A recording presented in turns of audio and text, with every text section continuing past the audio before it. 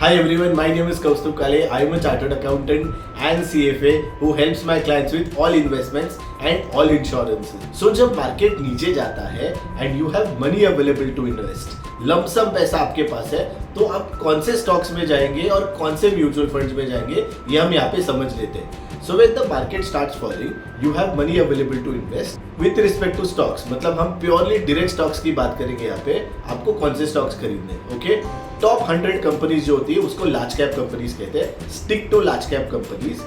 Remove any government owned companies. So any companies which are owned by the government, remove it and then stick to dividend paying companies. Okay? So companies that pay good dividends, rich dividends, उसको आप prefer कीजिए for the simple reason that when market starts recovering, generally these companies will recover first.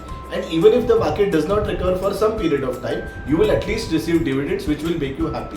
So the process is very simple. Stick to large cap companies, remove government owned companies, and then stick to those companies which pay very good dividends.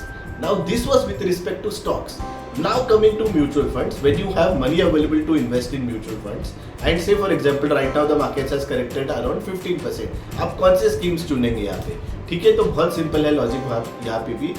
Either go for a flexi cap scheme or go for a large cap scheme or go for a large and mid cap scheme or go for a aggressive hybrid schemes.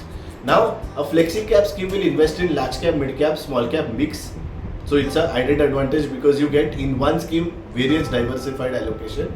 In large cap scheme they will only invest in large cap. Large and mid cap will also be a mix of large and mid cap. But predominantly all these schemes including aggressive hybrid scheme will invest predominantly in large cap companies. So generally when the market falls, it is better that you stick or make your majority allocation to large caps because they don't fall much and even if they fall, they recover faster. So that is why stick to any companies which are large caps in stocks or a scheme which has predominant exposure to large caps in mutual funds.